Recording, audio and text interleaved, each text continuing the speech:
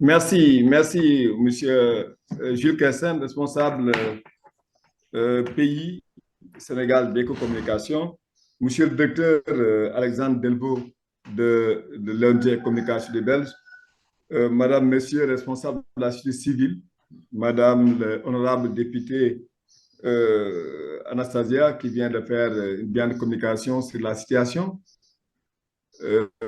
Euh, Madame, nous avons le retour de Etaïeb. Je crois que c'est beaucoup plus bon de lui laisser sa communication d'abord. Très bien, merci, monsieur Ndiaye. Je vous passe la parole, monsieur El Masbahi, s'il vous plaît, si vous êtes prêt pour pouvoir nous rendre compte de votre approche de la décentralisation dans la région de l'Oriental au Maroc et avec notamment l'appui du centre de coaching, d'excellence du coaching territorial d'Oujda. Est-ce que vous m'entendez? Je vous passe la parole.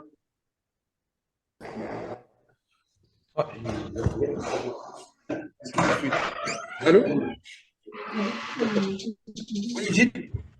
Oui, Oui, vous m'entendez? oui, je vous entends. Juste, juste apparemment, il y a M. Mswahi qui ne me sent pas trop bien. Donc, il s'excuse vraiment parce qu'il n'arrive pas vraiment de faire son intervention. D'accord. Donc, Eh ben, il n'y a pas de souci. Bon rétablissement, monsieur Masbahi. Si ça va mieux, n'hésitez pas à nous revenir pour qu'on vous passe la parole. d'accord. Merci infiniment, Mjid. Merci. Alors, je vous repasse la parole, monsieur Ndiaye. Je vous en prie. Merci. Donc, je voudrais donc me réjouir de prendre part à cette belle réunion en ma qualité d'ambassadeur africain du coaching territorial, ancien président du département de Kaolack qui a été en partenariat assez avancé avec la région de l'Oriental, pour laquelle je voudrais saluer l'ancien vice-président aujourd'hui du centre de coaching territorial, M. Mashbahi. Je voudrais également saluer l'intervention de Mme Anastasie qui a fait une intervention extrêmement importante qui nous a permis un peu de nous mettre dans le bain de ce qui se passe aujourd'hui en RDC Congo. Et la situation est un chemin assez long. Au Sénégal, nous avons connu la première commune en 1782 avec la commune de Gorée. Plus tard, suivra Dakar, Rufisque et Gorée. Et nous avons eu l'avantage ou la chance d'avoir exercé plusieurs démocraties populaires avec l'envoi de grands députés au Palais Bourbon bien avant les indépendances. Et avec le des indépendants en 1960, nous avons eu le père Lebré qui a beaucoup intervenu pour nous permettre de poser les bases d'une véritable ville au Sénégal. Et nous avons trois réformes. La réforme de 1972 avec l'élection des conseils ruraux, des communautés au Sénégal, des villes et des communes. Et nous avons, avec le président Abidou en 1996, une deuxième réforme de la décentralisation qui nous a permis d'avoir des régions, d'avoir trois échelons gouvernementaux au niveau local, la région, mais également qui avait une vocation purement économique, les villes et les communes, mais également les communautés rurales.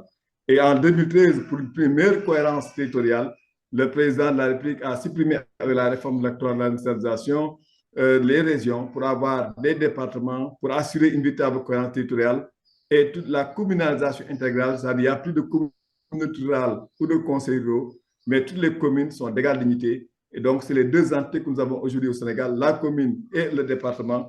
C'est pour dire tout simplement, et avec des axes importants, d'aller vers des pôles qui regroupent plusieurs départements, plusieurs régions, mais des pôles économiques, mais également d'aller vers la territorialisation des politiques publiques. Et depuis 1996, au Sénégal, nous avons 9 domaines de compétences qui ont été transférés. Et en 2013, il y a un aspect beaucoup plus important, c'est le rôle d'impulsion du développement économique local qui permet à la culture réelle, par le biais de la libre administration, de pouvoir prendre toute initiative qui va dans le sens d'assurer un développement local. C'est dans cet aspect que je suis élu premier président du département de Kaolack.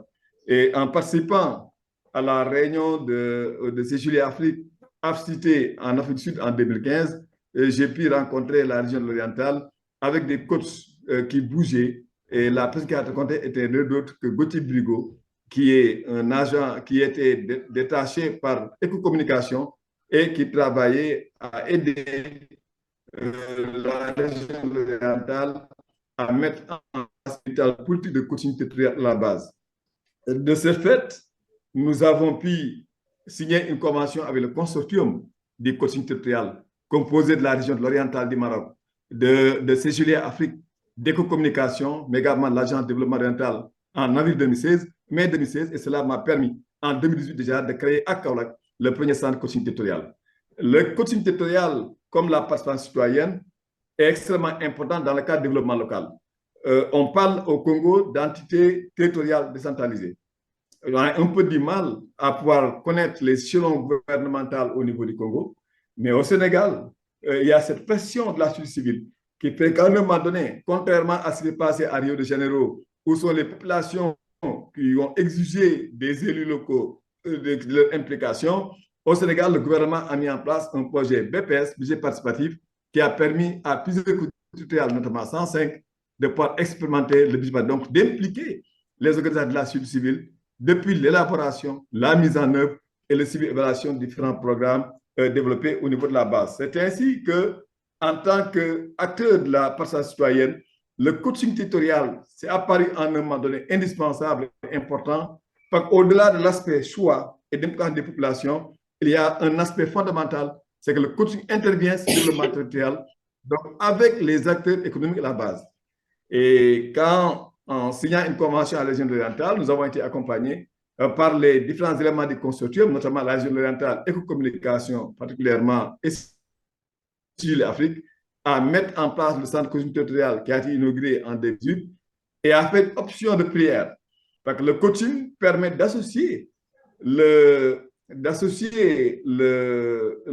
bénéficiaire dans la recherche, dans le diagnostic, dans la solution à ces différentes préoccupations. Donc, à Kaolack, nous avions opté pour aller vers des filières qui étaient désorganisées, qui n'étaient pas du tout soutenues par non seulement les collectivités territoriales, mais également par l'État. Sont les exploitations de sel qui étaient dans 10 communes de notre département. Et en travaillant avec eux, nous avons réussi à aller vers un sociogramme. Nous avons réussi à aller vers une organisation beaucoup structurée en fédération de plus de 51 GIE. Nous avons réussi pour la première fois à avoir des financements importants de la part des programmes d'État. Parce que chez nous, c'est vrai, Mme Anastasie parle tout de suite qu'il n'y a pas de transfert concomitamment de compétences et de ressources, effectivement, dans tous les pays. Souvent, on parle même de compétences, de domaines de compétences qui sont transférés, on parle de compétences partagées. Tout cela, quand on l'entend, c'est pas qu'en réalité, il n'y a pas un transfert effectif. Au Sénégal, il nous arrive d'avoir également ce genre de difficultés, qu'il y ait des programmes qui sont au niveau central. Maintenant, l'intérêt pour nous, c'est d'aller les chercher. Et depuis 2013, le président de la République parle de territorialisation des politiques publiques, mais il faut se battre avec la déconcentration, il faut se battre avec le niveau central pour récupérer les compétences qui doivent être réellement transférées avec à la fois les ressources humaines, mais également les ressources financières adéquates.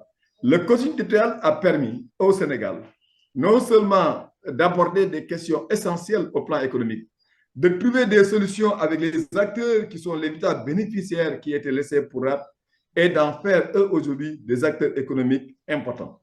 Avec la filière sel que nous avions développée, dans le cadre de la méthodologie coaching territorial, nous avons réussi avec eux à trouver ce qu'on appelle le sociogramme. Le sociogramme est important parce que ça permet de déterminer à la fois les faiblesses et les points forts d'un secteur. Et avec l'intervention des différents acteurs de la coopération, mais également les acteurs de l'État, les acteurs déconcentrés, nous arrivons à trouver des solutions. C'est ainsi que non seulement ce secteur-là vient d'avoir un financement de 400 millions de la délégation de l'entrepreneuriat rapide qui est au niveau central, mais aujourd'hui, c'est un chiffre d'affaires de plus d'1 milliard par an qui est fait pour ce secteur. C'est une meilleure organisation.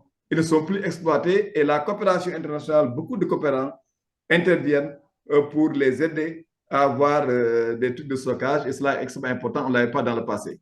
L'autre aspect le plus important, on les a mis en connexion avec leurs communes qui ne s'intéressaient pas à leurs activités. Aujourd'hui, sont les communes qui s'engagent à aménager des espaces de production et de stockage et cela est très utile. Nous avons travaillé également dans d'autres domaines, notamment au niveau de l'agroalimentaire avec 4000 femmes qui sont capacitées, qui sont formées, qui sont encadrées et l'oriental a joué un rôle important parce que ça nous a permis de faire des déplacements pour prendre part. Enfin, on prépare à plusieurs salons de l'économie sociale solidaire au niveau de JDA et cela a permis d'avoir des relations assez stables et qui ont permis effectivement de pouvoir développer ce secteur extrêmement important. Nous avons 4000 femmes qui interviennent au niveau de la région de Kaolack dans la transformation de nos produits au niveau local. Nous avons un autre secteur que nous avons créé par le conseil territorial. C'est le secteur qu'on appelle couture et coupe. Ils sont 3500 au niveau du département de Kaolack. Il y a 8 organisations fêtières qui ne s'entendaient pas. Et avec l'approche conseil territorial, aujourd'hui, nous avons une fédération et nous avons un plan d'action également qui a été fait, plus un mémorandum où il y a l'engagement de la fois des communes, des services de l'État, mais également du département qui était porteur. La dernière que nous avions faite, c'est la territorialisation des politiques de migration. Nous avons constaté tous que c'est un problème d'actualité. Et depuis un temps, nous avons beaucoup de jeunes qui fuient par les pirogues de fortune pour pouvoir mourir au niveau de la Méditerranée. Et cette démarche a permis, avec la diaspora, avec les associations, avec l'appui effectivement du programme d'action de coopération sud-sud, de pouvoir développer, de capitaliser un programme de migration qui était un peu au niveau de l'État, mais d'avoir élaboré également avec l'appui de l'Union européenne par le biais de GIZ et Expertise France, ce qu'on appelle un fonds département d'appui à la diaspora. Et cela a été élaboré avec l'implication des bénéficiaires, c'est-à-dire de la diaspora mise en rapport avec les acteurs économiques là-bas. C'est pour dire que le conseil territorial appliqué à Kaolack a donné d'excellents résultats. Et ce n'est pas seulement à Kaolack qu'on l'a fait, au Sénégal. Parce que Dakar, qui est une grande ville, c'est la plus grande ville de notre pays, développe le conseil territorial à partir d'autres approches qu'on appelle la gestion urbaine ou la cohérence sociale. Nous avons également contribué à accompagner la coopération Luxembourg au sud-est du pays dans 4 régions, dans le cadre des programmes d'insertion et de formation des jeunes. Tout cela montre en réalité que le conseil territorial a joué un rôle extrêmement important. Moi, j'ai fait 7 ans dans le département et lors de la sommet Africité tenu à Kisumu, j'ai été donc désigné comme ambassadeur africain du conseil territorial pour que cette démarche révolutionnaire, innovante, qui intègre la participation citoyenne parce que les acteurs sont impliqués dans ce qui se fait, puisse être fait nul en Afrique et que nous puissions le pouvoir pour avoir davantage assuré ce qu'on appelle la démocratie populaire, mais faire en sorte que ceux qui sont concernés par une activité soient tous associés depuis l'élaboration, depuis le suivi et l'évaluation de différents programmes afin que toutes les leçons puissent être prises. Donc aujourd'hui, ma qualité d'administrateur, je me positionne à faciliter à toutes les autres régions et territoires d'Afrique l'appropriation du conseil territorial, qui est un programme important de CIGELE Afrique, région de l'oriental, éco-communication, mais également ADO, pour pouvoir promouvoir le développement des territoires. Je voudrais me réjouir de la tenue de cette activité qui nous a permis de connaître un peu le niveau d'avancement de la décentralisation au niveau de ce Congo et les inviter à aller encore davantage de l'avant, à discuter avec le niveau central pour qu'il lâche, parce que pour que le niveau central lâche des compétences, il faut nécessairement qu'il y ait à la fois des ressources humaines capables également de les porter, des ressources institutionnelles capables de les porter. Donc aujourd'hui, l'État doit aller dans le sens d'une meilleure organisation du territoire, parce que 1400 anti-territoires décentralisés, c'est beaucoup, comme ce n'est pas beaucoup. L'essentiel, c'est que chaque échelon puisse avoir ses compétences. L'échelon commune avec la gestion des activités de proximité, parce que si ces 4 domaines qui sont transférés, il faut nécessairement qu'on sache quel est le niveau d'intervention d'une commune.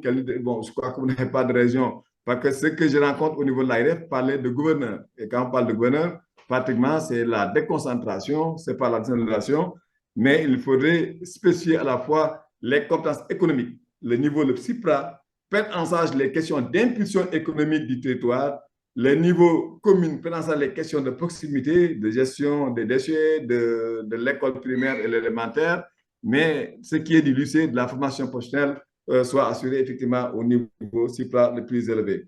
Le conseil territorial a été un programme innovant, important, qui a fait des résultats autant au niveau de la région de l'oriental du Maroc, où aujourd'hui le centre d'excellence dirigé par notre pays est considéré comme centre de référence.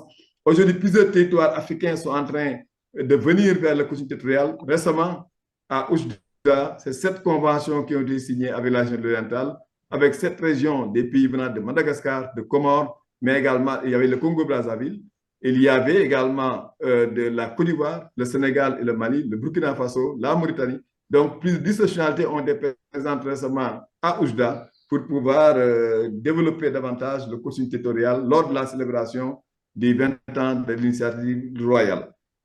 Voilà un peu de façon assez certaine que je ne suis pas revenu sur la méthodologie, mais sachez que le coaching territorial est une démarche innovante qui dépasse la participation citoyenne, parce que la participation citoyenne, les choix sont faits.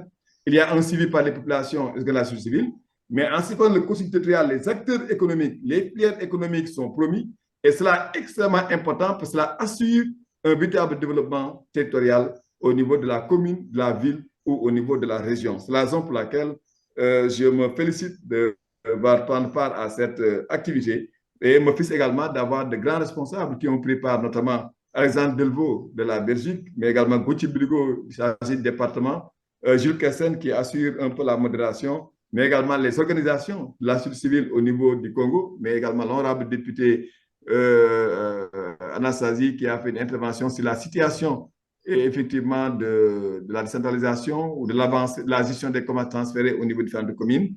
Et cela mérite que si on veut avancer vers une décentralisation réussie, il faut beaucoup de concertation, il faut beaucoup de discussions, il faut la confiance de l'État central au niveau des coûts territoriales, il faut les renforcer en ressources humaines, ce qui fait qu'aujourd'hui au Sénégal, nous avons mis en place la fonction publique locale pour pouvoir mettre les ressources humaines locales dans d'excellentes conditions qui leur permettront de pouvoir exercer une activité importante, de façon très motivée, très engagée et très patriotique. Voilà un peu de façon très sommaire ce que je voudrais dire au coaching territorial. C'est une démarche que nous avons connue et qui a fait déjà d'excellents résultats au niveau de nos différentes régions.